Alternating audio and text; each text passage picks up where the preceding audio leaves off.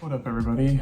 As most of you know, Niantic recently changed the Pokestop interaction distance from 80 meters to 40 meters, rendering the game unplayable for some disabled players as well as some quarantined people, as well as just making it more difficult for all of us to avoid the current major world event that we all know and love. Today I want to talk about Niantic's possible motivations for making this change and what some possible solutions or compromises that they could be making with the community could be to potentially fix this change. Now, some of these things that I'm going to talk about are things that people are going to be a little upset about and probably will not like, but they could also potentially fix this issue, so we're going to talk about it anyway. So let's talk about the why. Niantic is a company, and we all know that companies exist to make money, so most of Niantic's decisions are going to be based on that. So if there's anything you're ever wondering why they do something, it's definitely money. It's a little bit more complicated than that. They do have certain things they need to do to keep the community happy in order to continue that profit. However, most of the things that they do are going to be based on money, and we're going to talk about how that works as well. One of the claims that Niantic is making is that they are trying to encourage exploration and encourage people to go outside in groups and to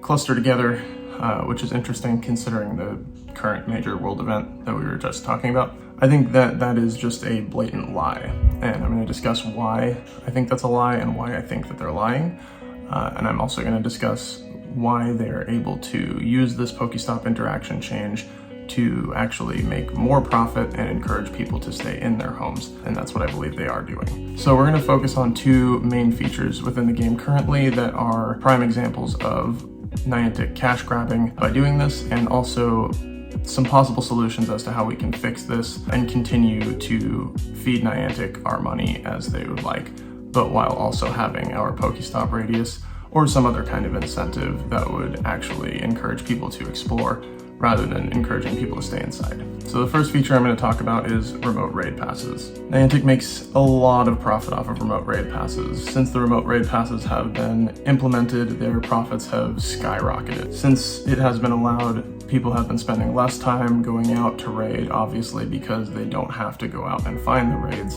They can just remote into them. This has encouraged a large online community of international raiders who copy and paste their friend codes into Twitch chats and mass raid, spending huge amounts of money. Some of the groups that I have raided in, people spend, $30 to $50 a day on remote raid passes, pumping out legendaries and farming items. And while I think that the ability to invite players is positive for the community, I also believe that it is very much a discouraging exploration in groups outdoors. I think that the remote raid pass feature actively encourages people to stay inside so that they would not have to go out to find these raids. A few months ago, I did join an online international raid group just to see what that would be like. It was during the Latios and Latias event recent.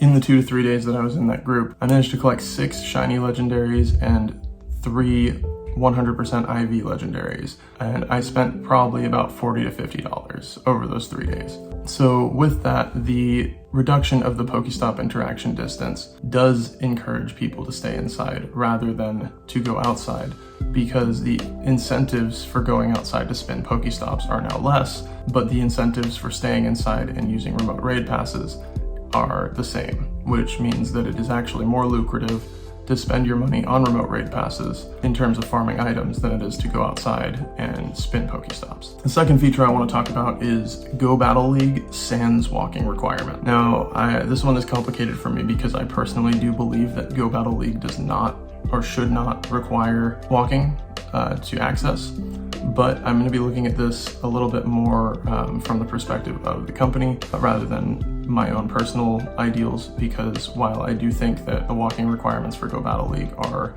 a little bit silly, I still do see how that would discourage people from going outside if that was removed, because they can stay inside and play Go Battle League, which is more lucrative for farming items at the moment than going out and spinning Pokestops in some areas. So the change was made to Go Battle League right around the same time that they changed the interaction radius to the 80 meters. This made sense because at the time they were actively encouraging people to play in their homes. So, having Go Battle League with no walking requirements meant that, people wouldn't have to go outside. When they removed the interaction bonus for Pokestops, and they did not re-add the walking bonus for Go Battle League. That is an active encouragement to keep you in your home and to play Go Battle League instead of going outside to spin Pokestops. This can also be seen within the changes made to Go Battle League over the last year. They have given you more ranks to incentivize on.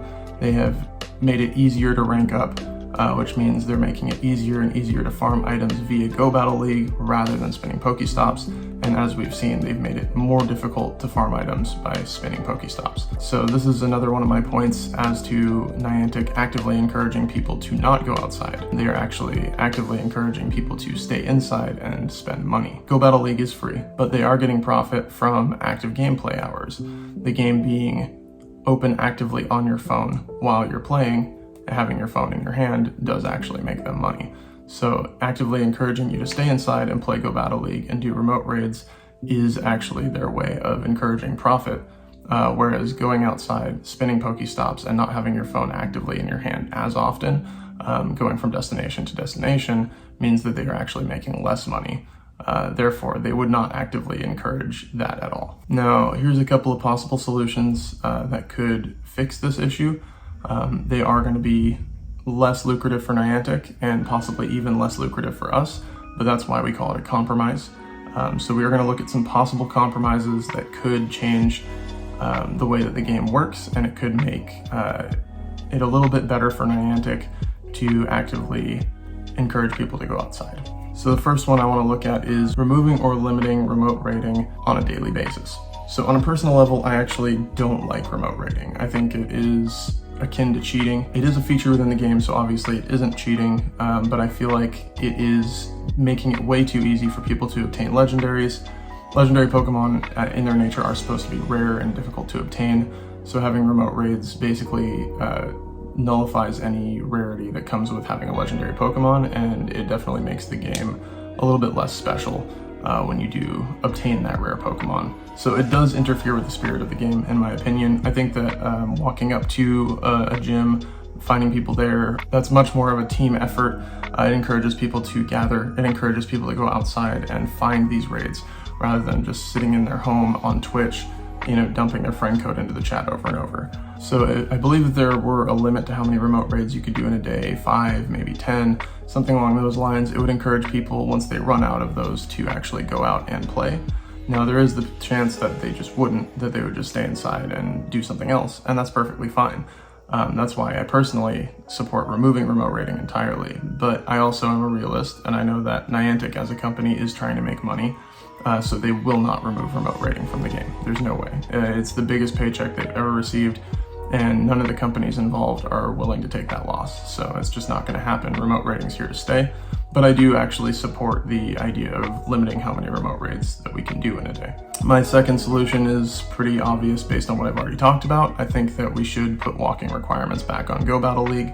Now, both of these last two, I think, would be a compromise to increase the interaction radius. So if those things were done, I would expect that they would double the interaction radius back to where it was. And then that way it would still encourage us to go outside, and it would still encourage us to spend our money.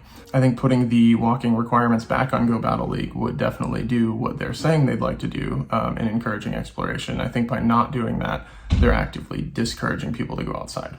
So my third solution, and this is my favorite one, would be to give bigger incentives for Adventure Sync. The weekly Adventure Sync rewards are absolute garbage. We can get more items from doing 2 to 3 remote raids or doing a few Pokestops even at the current interaction radius, maybe an hour or so, and you'll have way more than what you would get from a week of Adventure Sync. So I think if they really want people to go out and walk and enjoy the game the way it was meant to be played, within the spirit of the game, the best way would be to incentivize Adventure Sync rewards. Really, really bring it home. I think for 50 kilometers, which most players still don't hit on a weekly basis, I think for 50 kilometers, they give 20 Pokeballs, 10 Ultra Balls. That's ridiculous. That goes so quick. I think if somebody's hitting 50 kilometers, especially in the current state of the game where nobody is really hitting that, or most people are not hitting that. I hit it weekly, but most people don't. I think that there should be a higher incentive, even 100 Pokeballs, 200. I mean, honestly, that is even minimal, I think, for rewarding somebody for doing what the game is meant to be doing. A higher Adventure Sync reward would be very encouraging in terms of exploration, and it would be also very encouraging for people to be healthy. And I think that's a big part of what Niantic was trying to portray from the very beginning. So, if they really want to stick to their mission statement, that's what they should do. They should really encourage people to go out more rather than implementing things like remote raiding, where it actually encourages people to stay in their homes. In conclusion, I really do not believe that Niantic is looking for ways to encourage people to get outside in groups, as they say. I think the majority of what they are doing is encouraging people to stay inside and have their phone as close to their face as possible at all times. That's why they removed the walking requirement from Go Battle League, so that they would have people constantly playing the game without putting their phone down. They added the remote raid passes as a way to try and keep you inside and spending money, because those remote raid passes are rarely ever free. When they do give them out, they give out 1 or 2, and that's never going to be enough for any average player. Most players that do remote raids are doing at least 6 to 8 a day, and that's just minimum.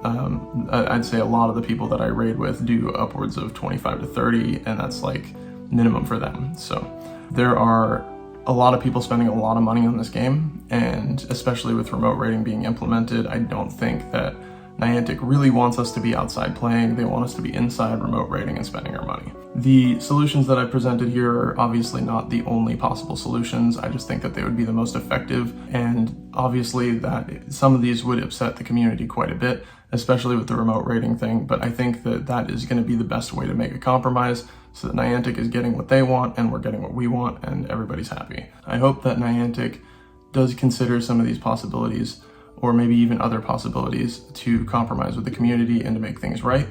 Though with the lack of transparency, it's really hard to say what they're going to do. This task force doesn't really seem like they're doing much, at least at this point, although we do still have about 10-12 days left until they make their announcement, so we'll see what happens, but I highly doubt that anything's going to go well for us. And the truth of the matter is that Niantic always wins. They will always make their profit, and they're always going to come out on top. Anyway, that's all I've got. I hope you have some kind of opinion on this, and if you do, feel free to leave it in the comments. Let me know if you think I'm wrong. Let me know if you think I'm right. Let me know if you think I'm ugly. I don't care. Whatever you want to say. And I'll see you on the next one. Peace.